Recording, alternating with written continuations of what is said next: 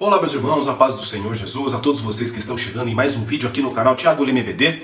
É uma satisfação tê-lo aqui. Muito obrigado a todos vocês que têm se inscrito no canal. A você que ainda não é inscrito no canal, se inscreva, deixe o seu like nesse vídeo e também ative o sininho das notificações. Tá joia? Fazendo assim ajuda bastante o canal e eu agradeço demais. Meus irmãos, hoje, rapidamente então, a aula de número 9, o avivamento pentecostal no Brasil.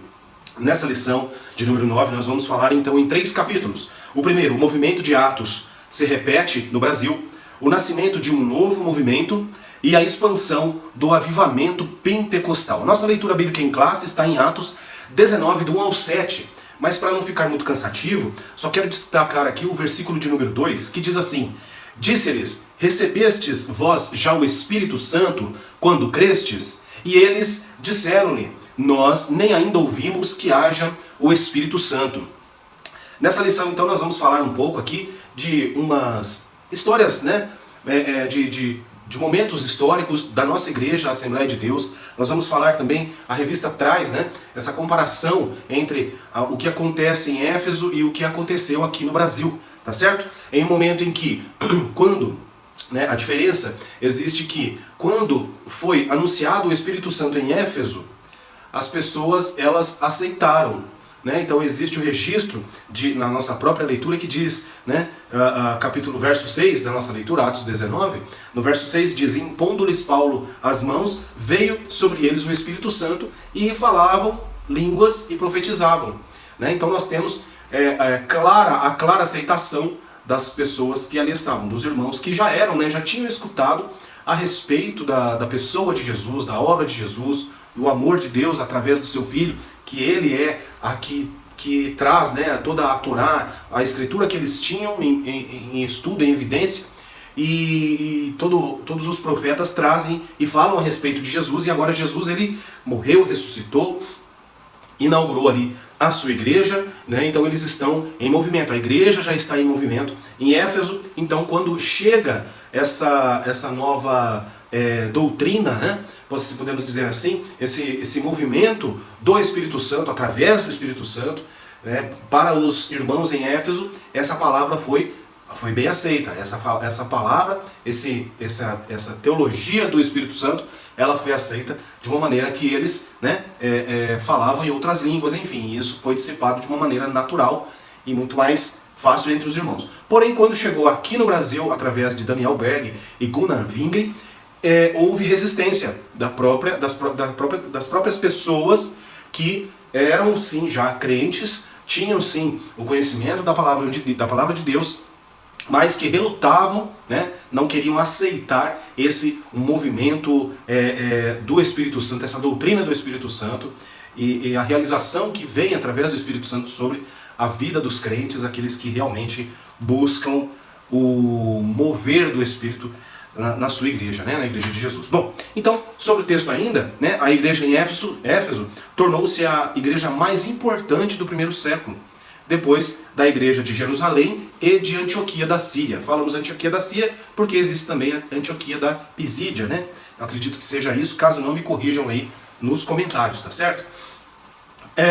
Depois, em 3 anos que Paulo passou, né, nessa grande metrópole de 200 mil habitantes, o evangelho espalhou-se por toda a província da Ásia Menor, com igrejas estabelecidas em Laodiceia, Hierápolis, Colossos e outras regiões.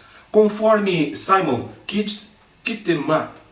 Kistemaker, embora em ocasião anterior o Espírito Santo tivesse impedido de entrar na província da Ásia, vemos isso em Atos 16:6, Paulo considerou Éfeso crucial para a divulgação do Evangelho, tá certo? Então, só para a gente se inteirar um pouco mais a respeito do texto da nossa leitura, o texto base, para a lição de número 9, falando aqui um pouquinho a respeito dessas regiões, né? Como citei, Jerusalém, Antioquia da Síria e Éfeso. Ásia Menor, né?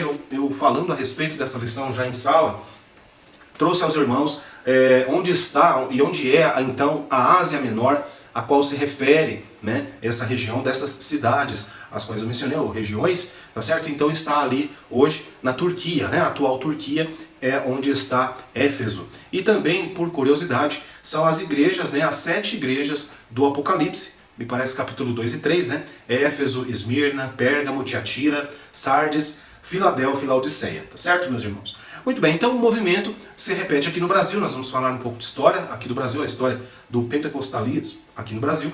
E aí, mais uma vez, Atos 19:2, né, que está a grande ênfase da nossa lição, né, recebestes vós já o Espírito Santo quando crestes, e eles disseram-lhe, nós nem ainda ouvimos que haja Espírito Santo. Então, inicialmente, o batismo de João era um sinal de arrependimento. E nós precisamos entender, fazer uma divisão, que fique bem claro isso na nossa mente, que existe o momento, né, o batismo de João para o arrependimento de pecados, e depois as pessoas elas confessam a Jesus como o seu Salvador. São dois momentos, né, distintos. Hoje, para a gente entender a história, porém hoje, quando a pessoa entende que é um pecador, o Espírito Santo já trabalhou no coração dela e leva ela a aceitar a Cristo, né? Ela se decide também, ela se entrega a esse mover do Espírito Santo na vida dela, ela levanta a mão e aceita Jesus. Aquilo que corresponde ao batismo de João e aquilo que corresponde aos irmãos de Éfeso, que eles tinham a fé salvífica, né?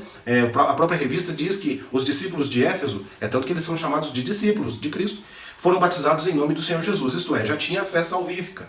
Então hoje, quando a pessoa aceita Cristo, ela compreende a respeito do arrependimento dos seus pecados, ela compreende que diante de Deus ela é um pecador, né? E também já tem essa entrega e a aceitação de Jesus. Percebe? Que é algo conjunto hoje, né? Mas antigamente, para a gente entender um pouco aqui, era dividido, porque não existia a propagação que existe hoje, não é verdade? Como que era divulgado a palavra de Deus, como que era divulgado o Senhor Jesus e a obra dele naquele tempo, na igreja primitiva, nos primeiros momentos da igreja? Era de boca a boca, né? Pouco se tinha escrito, as pessoas não tinham acesso como se tem hoje, claro que não, isso é até bobo falar, né? Mas assim, mas para a gente entender que inicialmente o batismo de João era para o arrependimento de pecado e também diferenciar daqueles que já eram como as pessoas que estavam em Éfeso, esses irmãos, esses discípulos, que já tinham a fé salvífica, tá certo? Então ele fala, recebestes já o Espírito depois que crestes? Então depois que você crê, você já recebeu o Espírito? Ele, olha, eu não conheço isso. E aí eu coloquei uma pergunta aqui pra gente pensar, que é o seguinte, quando a pessoa aceita Jesus como Salvador, ela recebe o Espírito Santo? Né? Sim ou não? Ela recebe o Espírito Santo? Né? Quem traz fé ao coração do homem, né? Então normalmente o Espírito Santo vem habitar nas pessoas assim que elas professam a fé em Cristo. Mas o derramamento do Espírito, ou o batismo do Espírito Santo, acontece depois. E é revestido de poder que capacita o cristão para fazer a obra de Deus. Então, eu já falei em algum vídeo meu aqui no canal a respeito do quê? Que o batismo com o Espírito Santo, primeiro, ele se evidencia na vida da pessoa através, né, de um sinal aos olhos de todos, que é o falar em línguas. E para que Deus batiza as pessoas com o Espírito Santo? Para que as pessoas se gabem? Não, de maneira alguma. Para simplesmente colocar no currículo? Também não. O batismo do Espírito Santo é para a missão de evangelismo, a missão de levar as boas novas de Jesus, a palavra de Jesus, a palavra do reino de Deus. Tá certo? Então, os discípulos em Éfeso, eles agora foram revestidos de poder. Né? É interessante que lá no finalzinho do nosso texto, e esses eram, e impondo-lhes Paulo as mãos, já li, vou ler de novo, o verso 6 da nossa leitura, veio sobre eles o Espírito Santo e falavam línguas e profetizavam. Né? Em outra passagem também encontramos que eles saíram e foram, os sinais seguiram aqueles que fizeram a obra de Jesus, enfim. Mas quando veio, né, o derramamento do Espírito Santo, deu-lhes mais capacidade para fazer. Tanto que nós vemos no primeiro momento ali em Atos 2, onde Pedro, ele é revestido, no momento em que o Espírito é derramado, e ele toma a palavra, e nós vemos um novo Pedro nas Escrituras, um Pedro pastor, o líder daquela igreja, né? Uma pessoa que agora se impõe com a autoridade do céu e fala aos homens de uma maneira a qual eles eram impossíveis de responder a Pedro, porque a sabedoria que veio de Deus para Pedro ali, realmente veio nesse revestimento, né? Esse transbordar do Espírito Santo sobre na vida de Pedro. Tá certo? Então, nós temos que entender aqui, primeiro, que existe o arrependimento do pecado, que era o batismo de João, inicialmente, né? E depois, até Apolo fala justamente disso, esse batismo que ele que ele fala, né, pegando aqui a Bíblia, olha só, Atos capítulo 18, o nosso texto é 19, e Atos 18, na folha atrás, está dizendo o seguinte, no verso 24, 25 e 26, que diz assim: E chegou a Éfeso um certo judeu chamado Apolo, natural de Alexandria, varão eloquente e poderoso nas escrituras, ou seja, ele tinha uma boa fala, sabia aplicar bem as palavras na hora certa e conhecia bem as escrituras. Este era instruído no caminho do Senhor e fervoroso de espírito, falava e ensinava diligentemente as coisas do Senhor, conhecendo somente o batismo de João. Né? Então, ele pregava o arrependimento pelo pecado, né? E como estamos falando desses irmãos aqui em Éfeso, né? Os irmãos eles tinham essa fé salvífica através dessa mensagem de Apolo. Ele começou a falar ousadamente na sinagoga, quando o ouviram Priscila e Áquila, o levaram consigo e lhe declararam mais pontualmente o caminho de Deus. Que aí sim ele teve esse conhecimento do Espírito Santo, a obra do Espírito Santo, a respeito do derramamento do Espírito Santo, né? Algo que é vindo de Deus para as nossas vidas. Muito bem. Então, seguindo, e aí a revista vem falando da plenitude do Espírito, que é a experiência da salvação e o batismo no Espírito Santo. E eu coloquei aqui, como identificamos fisicamente se as pessoas têm a experiência com o Espírito Santo? Como identificamos fisicamente? É necessário identificar? Sim, é bom que nós possamos entender e saber quem realmente tem o Espírito Santo e está fazendo algo realmente voltado para o reino, tá certo? E como que nós distinguimos essas pessoas umas das outras? Né? Por meio das línguas como confirmação do dom de Deus. Foi o que aconteceu com os discípulos lá em Éfeso, tá certo? E a norma, então para a gente fechar aqui, a norma da experiência cristã, portanto, é um conjunto de 4 fatores: arrependimento, fé em Jesus, batismo nas águas e dádiva do Espírito. Tendo em vista que o batismo nas águas e a dádiva do Espírito, que é o batismo com o Espírito Santo, não se coloque em ordem, né? Não se coloque em ordem. Ele pode muito bem vir também, antes mesmo do batismo nas águas, a pessoa ser sim batizada pelo Espírito Santo e depois, como algo público, né, ela vai sim se batiza nas águas, porque também faz parte da nossa crença, da nossa fé, de ensinos, né, que é importante que sejamos sim batizados nas águas. Muito bem. E no Brasil, então, né, como eu já disse, aqui no Brasil nós vamos falar de Daniel Berg e Gunnar Wingre, foi semelhante. As pessoas já tinham a palavra, já conheciam a Bíblia, já tinham em mãos a Bíblia, né, em 1910, quando eles chegaram aqui em 19 de novembro, texto da revista, né, porém eles relutaram contra essa doutrina, contra esse mover do Espírito Santo, né, o qual Daniel Berg e Gunnar Wingre falavam e pregavam. Então algo semelhante aconteceu aqui no Brasil através desses dois irmãos, pela direção de Deus. Os missionários suecos chegaram ao Brasil. Eles eram suecos, porém foram para os Estados Unidos, e dos Estados Unidos eles vieram para o Brasil, tá certo? E chegaram aqui, né, em 19 de novembro de 1910. Muito bem. Algo interessante que eu quero destacar, né, nós vemos a data de 1910, mas naquele livro de Daniel Berg, não, o livro de... eu guardei ele aqui, deveria de não ter guardado, e agora para eu encontrá-lo vai um pouquinho. Mas enfim, o recorte aqui do livro diz o seguinte, que, e eu falei até em sala a respeito assim, quanto tempo demorou da chegada deles aqui no Brasil até o momento onde eles registram a igreja, a Assembleia de Deus, onde existe agora sim, né, no cartório, a nossa igreja. Qual foi a data, né, que aconteceu isso? Muitos irmãos sabem, né, mas muitos também, acredito que a maioria, não saibam, né? Então eu trouxe esse dado aqui para a gente somar na aula, tendo em vista que é uma aula que é falando justamente do Brasil, né, o movimento pentecostal no Brasil. Então o ano de 1918 foi de suma importância, né, para a continuação do avivamento pentecostal no Brasil. O trabalho já contava alguns anos, como falei, 8 anos já estava sendo trabalhado, divulgado, muito sofrimento, muitas perseguições já havia acontecido nesses 8 anos, com toda certeza, e continuou ainda por muitos, e ainda continua até hoje, não é verdade? E o trabalho já contava alguns anos. Agora chegara o momento de registrar a igreja para que ela se tornasse pessoa jurídica. E isso aconteceu no dia 11 de janeiro de 1918, quando a igreja foi registrada oficialmente com o nome de Assembleia de Deus. Muito bem. O nascimento de um novo movimento. Quando nós falamos a respeito disso. A revista traz até o nome de uma pessoa, né? Toda especial, que quando contada a história do pentecostalismo no Brasil vai ser lembrada, essa pessoa será lembrada sempre, né, na história, que trata-se da irmã Celina de Albuquerque, né, um membro da igreja tradicional, ou seja, ela já era um membro, né, de uma igreja que existia aqui, mas que aceitou a mensagem do batismo no Espírito Santo e tomou a decisão de ficar em casa, né, orando a Deus para que ele confirmasse se aquela doutrina estava correta ou não. Então, quando nós falamos do nascimento de um novo movimento, nós, é claro que introduzimos a lição falando de Daniel Berg e Gunnar Wingren, porém, quando colocamos um marco no início desse movimento, é quando a irmã Celina recebe o batismo com o Espírito Santo. Então percebe que existe o momento da chegada, e agora existe o momento do trabalho, e depois o momento dos frutos. Então a irmã Celina foi a primeira pessoa a ser batizada com o Espírito Santo em terras brasileiras, tá certo? Quem leu, né, o livro Diário do Pioneiro Gunnar Wingren, né, pode ver todas essas histórias, coisas que eu vou falar aqui ainda, tá certo? E se eu encontrar na Amazon, vou colocar o link aqui embaixo para você adquirir esse livro, tá bom?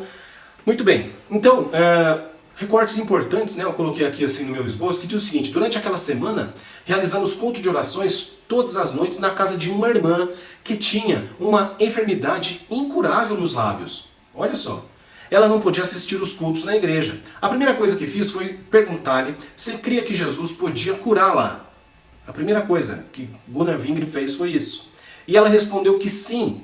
Dissemos-lhe então que deixasse de lado todos os remédios que estava tomando, oramos por ela, e o Senhor Jesus a curou completamente. Olha que bênção, né? Um milagre acontece já com a irmã Celina, e depois ela vem a ser batizada. Nos cultos de oração que se seguiram, aquela irmã começou a buscar o batismo no Espírito Santo. O seu nome era Celina Albuquerque. Na quinta-feira, depois do culto, ela continuou orando em sua casa, juntamente com outra irmã. Acredite-se que é a irmã Nazaré, né, que a história vai contar a respeito da irmã Nazaré.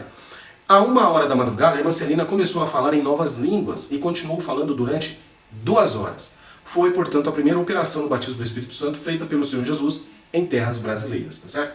Então, eu coloquei mais uma vez aqui por que falamos da irmã Celina quando mencionamos a respeito de um novo movimento, de um novo, né, momento da igreja, do pentecostalismo aqui no Brasil. Então a revista vai dizer o seguinte: outros irmãos se juntaram a ela e foram também batizados no Espírito Santo. Infelizmente, a direção da igreja a qual esses irmãos faziam parte não concordou com aquele avivamento espiritual e promoveu uma reunião para confirmar quem estaria de acordo com a mensagem dos missionários. Nessa reunião, 9 irmãos se levantaram e foram convidados a deixar a igreja. Assim inicia uma história de perseguição que marcaria o movimento pentecostal no Brasil. Então, daquele momento em diante, onde a irmã Celina recebe o batismo, as pessoas começam a entender de maneira, né, agora realmente, peraí, faz sentido, é algo de Deus, então vamos para lá. E a direção da igreja que esses irmãos eram, realmente expulsaram eles, e aí começa uma perseguição muito acirrada sobre os irmãos agora que estão seguindo, né, o pastor Daniel Berg e Gunnar Wingren. Então há registros até de que um deles sacou um punhal para investir contra o missionário Gunnar, e foi a irmã Celina que impediu o crime, jogando-se na frente do meliante, né? Então ela não atacou, ela simplesmente se jogou, fez com que algo acontecesse que impedisse desse golpe ser dado contra o pastor Gunnar, tá certo?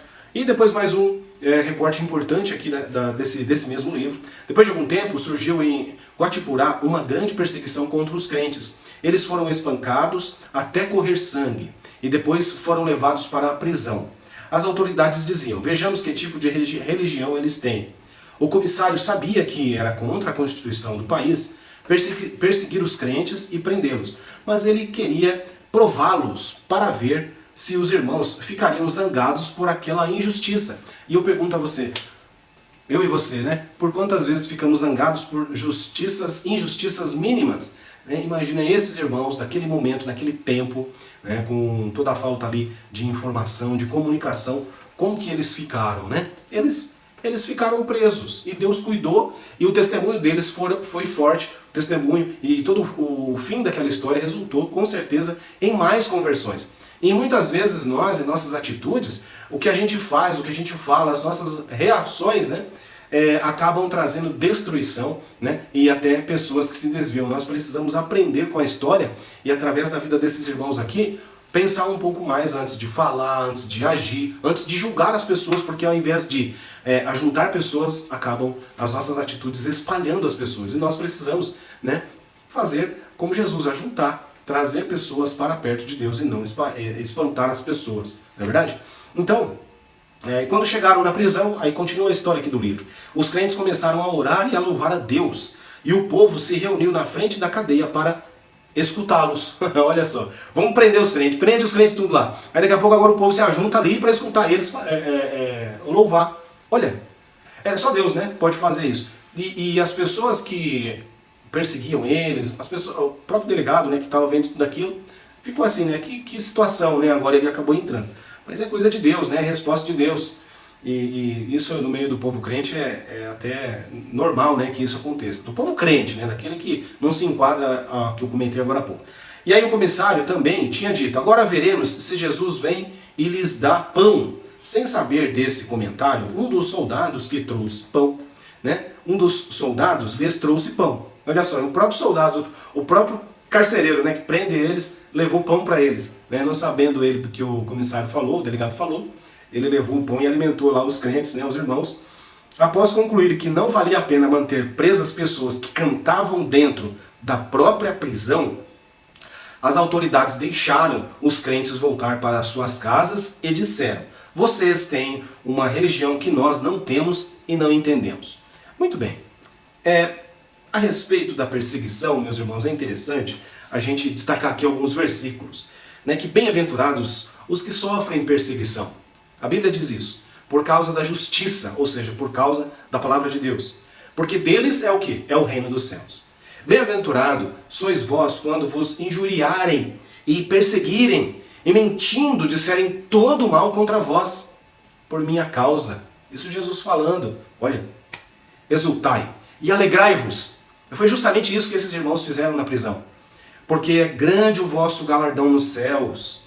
Porque assim perseguiram os profetas que foram antes de vós. Então nós somos bem-aventurados. Nós não podemos fazer ao contrário, né, de Estevão. Estevão fez algo que é aquilo que nós temos que fazer. Mesmo recebendo pedradas, pediu que Deus perdoasse aqueles que estavam o agredindo. E não murmurou, olhou para o céu. Né? E nós precisamos olhar para o céu. Lógico que de um modo, né, figurativo aqui, mas ele literalmente olha para o céu e tem uma visão. E é isso que nós precisamos ver. Ver Cristo. Olhar para Jesus, que o nosso alvo, o nosso olhar esteja sempre colocados em Cristo. Porque aí a probabilidade de erros, ela é diminuída na nossa vida. Tá certo? Muito bem, Mateus, né, 5, do 10 ao 12. E depois também um outro verso que eu quero deixar registrado, que seria, tu porém, tens seguido a minha doutrina, modo de viver, intenção, fé, longanimidade, amor, paciência, perseguições e aflições, tais quais me aconteceram em Antioquia, em Ícono e em Listra. Quantas perseguições sofri, o Senhor de todas me livrou. E também, todos os que piamente querem viver em Cristo Jesus, padecerão perseguições. 2 Timóteo 3, do 10 ao 12, esse texto. Então Paulo falando a respeito da fé, falando a respeito das atitudes, né, do caráter para Timóteo, daquilo, qual era a posição do crente em meio às perseguições, né, qual é a postura de um crente em meio às perseguições, né? Então realmente é uma postura de firmeza e é isso que Paulo está falando para Timóteo, mas o destaque é aquilo, né? E também todos que piamente querem viver em Cristo Jesus padecerão perseguições, mas nós já vimos em Mateus que somos bem-aventurados, né? O texto é bem claro em dizer, porque é grande o vosso galardão nos céus, tá certo, meus irmãos? A obra de Deus, o sacrifício de Jesus, não foi para que eu e você tivéssemos vida honrosa na terra, e sim salvação no céu. Amém? Amém.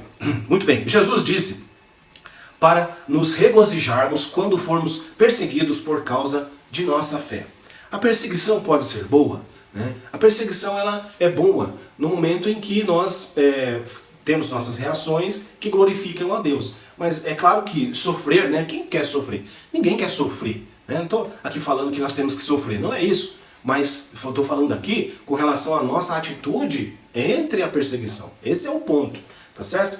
Então assim, eu coloquei no esboço sim ou não, né? Se ela é boa ou não, a perseguição pode ser boa? Sim ou não? Bom, ela é boa sim, a resposta é sim, por quê? 4 pontos aqui.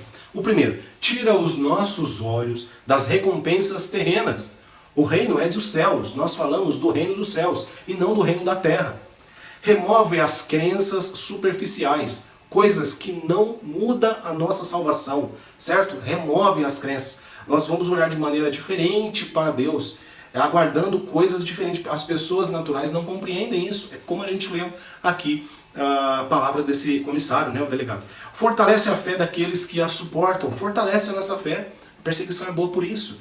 E também, nossa atitude dela serve como exemplo para os outros, né? Então sim, a perseguição é boa, a perseguição ela tem o seu resultado muito bom para a vida do crente, né? Bom, eu coloquei aqui algo, trouxe algo que a revista mesmo nos dá. Não, acredito que não, esse ponto aqui não é. O fato de estarmos sendo perseguidos prova que temos sido fiéis, olha só. Então prova que temos sido fiéis. As pessoas infiéis passam desapercebidas. No futuro, Deus recompensará os que usaram de fidelidade ao recebê-los em seu reino eterno, onde não haverá mais perseguição. Amém? Recortes importantes agora, esse livro de Gunnar Wingre, né, o diário do pioneiro Gunnar Wingre, fala a respeito da história que Samuel Nistrom, né? Samuel Nistrom também foi um grande pastor aqui nas terras brasileiras, né, no nosso país, no começo dessa jornada da igreja.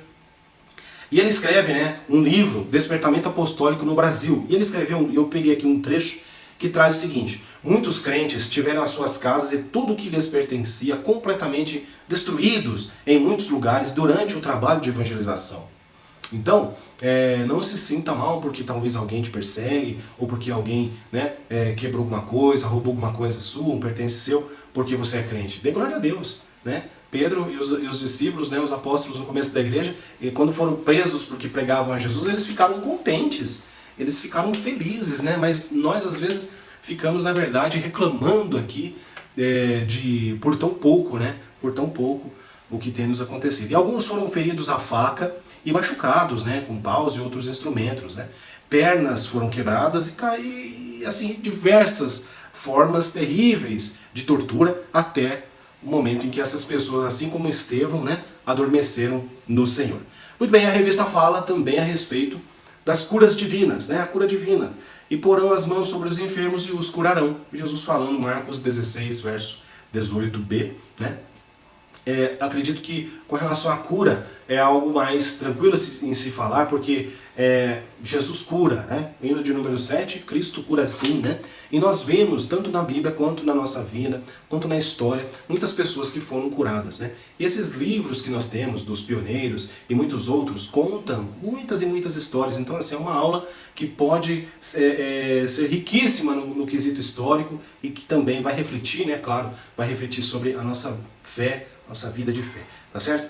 Coloquei mais 2 textos aqui, Atos 28:8, que quando Paulo, né, e aconteceu estar na cama, enfermo de febre e desinteria, o pai de Públio, que Paulo foi ver e, havendo orado, pôs as mãos sobre ele e o curou, tá certo? E depois Atos capítulo 5, verso 14 e 16, que diz: e a multidão dos que criam no Senhor, tanto homens como mulheres, crescia cada vez mais, de sorte que transportavam os enfermos para as ruas e os punham em leitos e em camilhas, para que ao menos a sombra de Pedro, quando este passasse, cobrisse algum deles.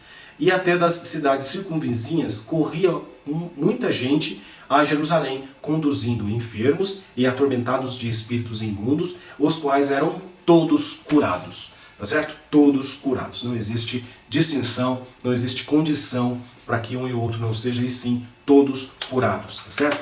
E o ponto 3 da nossa lição, capítulo 3, vai falar da expansão do avivamento pentecostal, né? E eu trouxe aqui um dado interessante do próprio IBGE, né?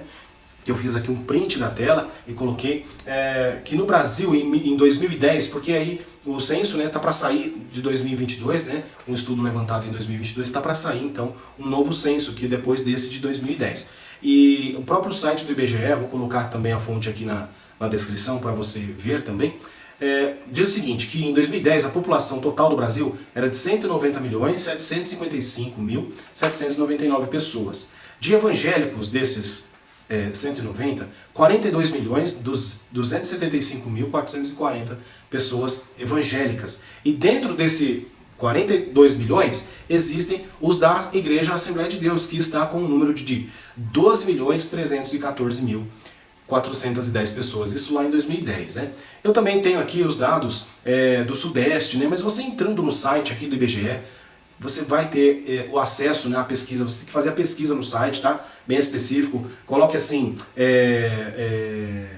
quer ver? Evangélicas de origem pentecostal, Assembleia de Deus. Aí você vai confirmar, fazer com que gere esse resultado aqui, essa tabela. E vai ser bem interessante. Né? Então assim, nós vemos que, aí eu coloquei, até destaquei na minha aula, destaquei o Sudeste, né, com 80 milhões de pessoas. Desses 80 milhões, 19 milhões de pessoas são evangélicas, e desses 19 milhões, 4 milhões e 600 mil pessoas são da Igreja Assembleia de Deus, ou seja, aceitam e entendem o movimento pentecostal como algo de Deus, algo que vem da parte do Senhor e que veio para o Brasil, as nossas terras, né, através desses dois corajosos jovens missionários que foram Daniel Berg e Gunnar Wingre, tá certo? Então, segundo os dados do IBGE, em 2010, os evangélicos eram constituídos de aproximadamente 42 milhões de pessoas. Desse número, a esmagadora maioria é de tradição pentecostal.